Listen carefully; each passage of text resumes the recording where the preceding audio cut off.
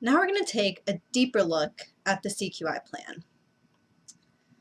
The continuous quality improvement process includes three key areas: develop, implement, and reflect.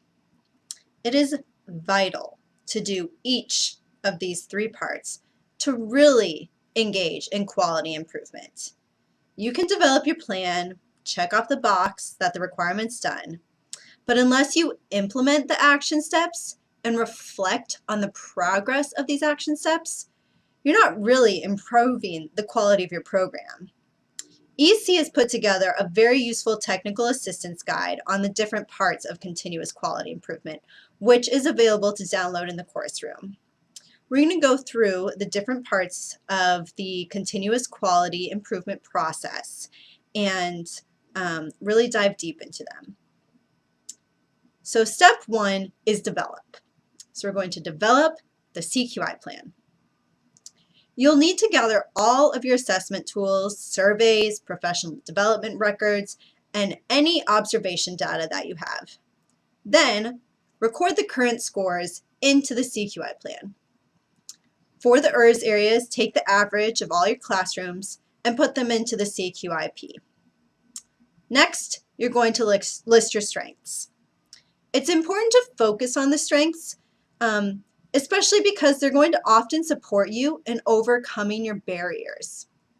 For example, one program had a great dramatic play area. The kids were interested in, they often made plays, and the staff supported play with questions and participating in the plays that the children had made. But the program really scored very low on cultural awareness. So the staff decided to collect dramatic play materials that were more multicultural and encourage children to extend their learning of different cultures as they played in the dramatic play area. So take the areas of strength very seriously because they were able to think about what do we do well, dramatic play, and use it to build on what they weren't doing so well, cultural awareness. So think about what you're doing well and take this time to congratulate yourself on a job well done. So next you move on to the areas for potential growth. These don't need to be listed as bullets, just what did we not get a 7 on in ERS, or what wasn't perfect in strengthening families. But look at broad ideas in each area. Some areas will need to be very specific. So for example, that might be program does not have any area for softness or coziness in space and furnishing for SACers. These areas for growth should be focused on something you can change to improve your program and move to the next level for QRIS, not something you know you're not going to do. So some examples for potential areas of growth could be greeting every child by name as they come into the classroom, creating a space for privacy and establishing rules that go along with that privacy. Could be discussing nutrition with the group, scheduling field trips, making a plan for transitions to go more smoothly. Some staff are either too permissive or too strict, helping them find a happy medium. Could be that snack is not a well-planned rotation. Once you've listed areas for growth, you need to make a plan that addresses those areas.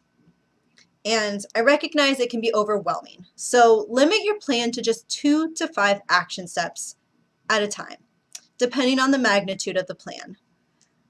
Now, I want you to remember that making action steps is one of the most time-consuming but most important parts of the CQI plan. These action steps need to be very concrete and smart. And when I say smart, I mean specific, measurable, achievable, relevant, and time-bound. SMART. S-M-A-R-T. Take the example of scheduling field trips. Just saying, schedule more field trips for the school-age program during vacation days is a good idea. But who's going to do it? When does it need to be completed by? How many field trips? Instead, consider making it a SMART action step. Director Allison will schedule 1 field trip for December, February, and April break that at least 25 children can participate in. These will be scheduled 1 month ahead of time so we can advertise during registration.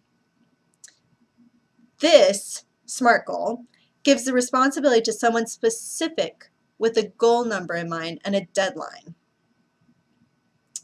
You'll also want to think about what you'll really need to do to complete the action steps, including thinking about the organization's mission and current goals. Are field trips something that fit along with what your organization does? Staff time. Who should be involved? Is the director somebody who has time to schedule the field trips? Funding and other resources. Is there a possibility to go to a field trip? Is there enough staff? Is there a bus or public transportation? Then set realistic deadlines. You don't want to walk away from the CQI plan feeling defeated and with a huge list that you feel like you can't complete. Instead, you should walk away feeling excited, looking to improve your program, ready to go.